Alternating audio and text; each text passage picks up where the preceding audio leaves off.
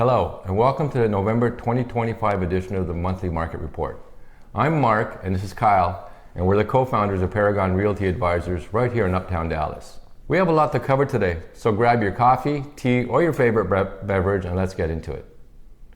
First, we're going to tackle the big headlines you're seeing, especially the news about housing market being frozen and the data showing the lowest home turnover rate in 30 years.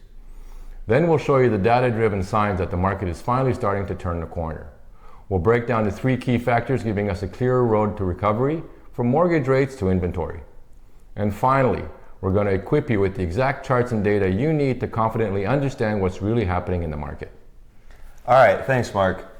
Let's jump right into it. The unsung hero of the 2025 housing market has truly been the improvement in mortgage spreads. Now, as Logan Mohtashami from Housing Wire has pointed out, the average spread between the 10-year Treasury yield and the 30-year fixed mortgage rate is historically about 170 basis points.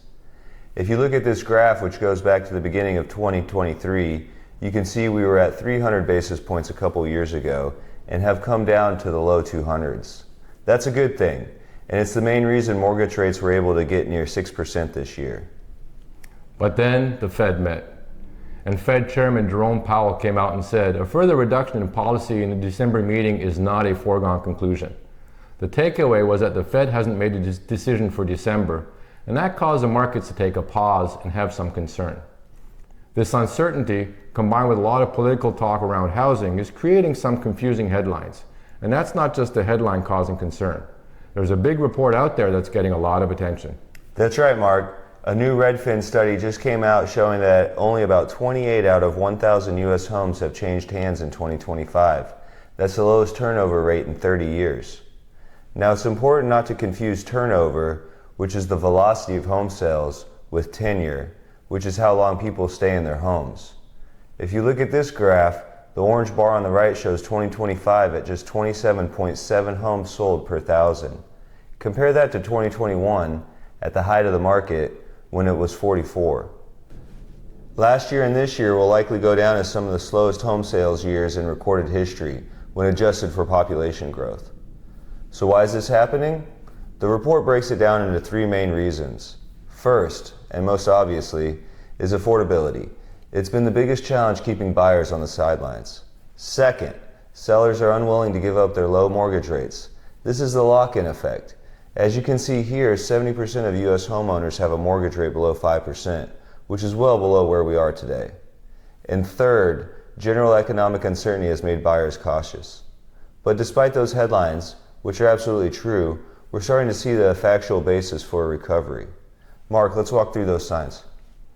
This is a key takeaway for today. The housing market is starting to move again.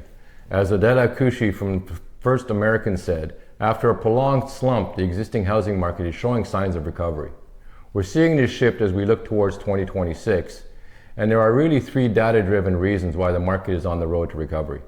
The first one is that the mortgage rates have been decreasing for most of the year 2025. As you can see from this chart, rates have been trending down. They're lower than they've been in the last couple of years, and that's a positive sign for buyers. And those lower rates directly impact affordability. According to ICE, home affordability in September hit its best level in more than 2.5 years, driven by those easing rates. Now, affordability is still a massive challenge, but we're heading in the right direction. Remember three things that affect affordability: mortgage rates, home prices, and wages. Rates have come down, prices are not rising at the pace that they were, and wages are climbing.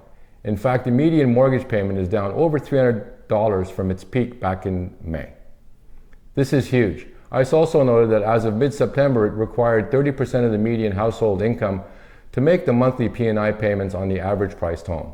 That is down from a peak of 35% earlier this summer. Odetta Kushi also pointed out that house buying power reached its highest level since early 2022. So rates are helping, which improves affordability. Kyle, what's the second reason for the mortgage which is unthawing? The second major sign is that the lock-in effect is easing. More homeowners are deciding it's worth moving, even if it means giving up a lower rate. Life simply doesn't stand still. This chart is fascinating. It shows the share of outstanding mortgages by their interest rate. That red section at the bottom, representing rates above 6%, is rising. In fact, the share of mortgages with a rate above 6% has climbed to a 10-year high. It's now close to 20%, up from just 7% back in 2022. This shows that people are moving and transacting in this higher rate environment. And as the lock-in effect eases, what happens? Inventory grows. This is the third reason for the recovery. October was the 6th month in a row that the active inventory in this country was above 1 million units. As you can see in this chart, we're finally approaching those more normal inventory levels we saw back in 2017, 18, and 19. This means buyers have more options. So let's put it all together. We have lower rates and more homes to choose from, and that is leading more buyers back to the market.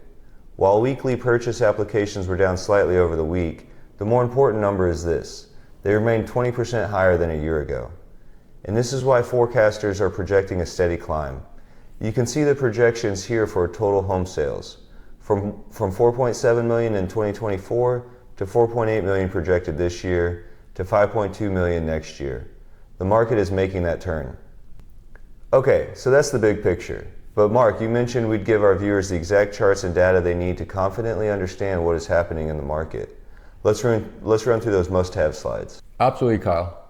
We're going to run into more people in the next couple of months than we have all year. When they ask about the market, this is what we will highlight.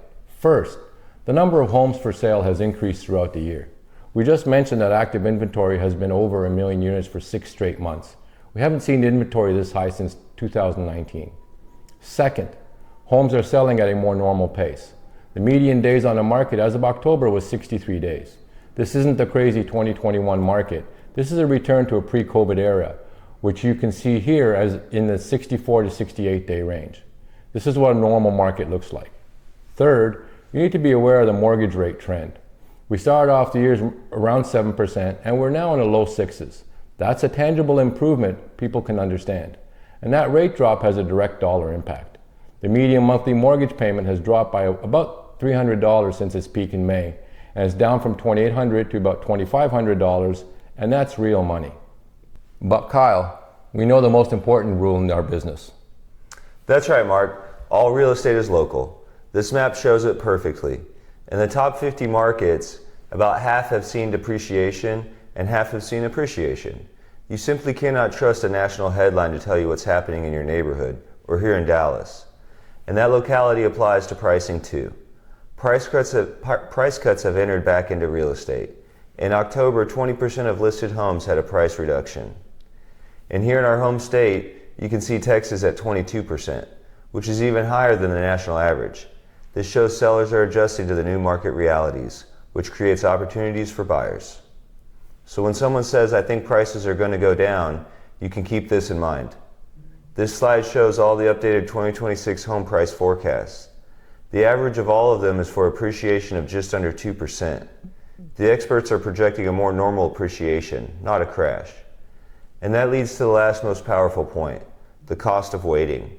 Based on long-term forecasts from the Home Price Expectation Survey, a median-priced home today is projected to go up by $61,000 in value over the next 5 years. Between 2025 and 2030, waiting for prices to come down could be a very costly mistake. The bottom line is that this is a professional's market. The headlines are often designed to terrify more than they clarify, but the data shows a clear, steady return to a more normal market. The key is having an expert who can explain that data and help you navigate it. At Paragon Realty Advisors, we bring you this report every month because we believe great agents don't just know what's happening, they can explain what's happening. For more local insights and to see how this data applies to your specific situation here in Dallas, please visit our website at www.paragondfw.com. And if you found this video helpful, give it a thumbs up, hit the subscribe button and notification bell so you never miss an update. And leave a comment below with your biggest question about the market. Thanks for joining us for the November report, and we'll see you back here in December. All the best.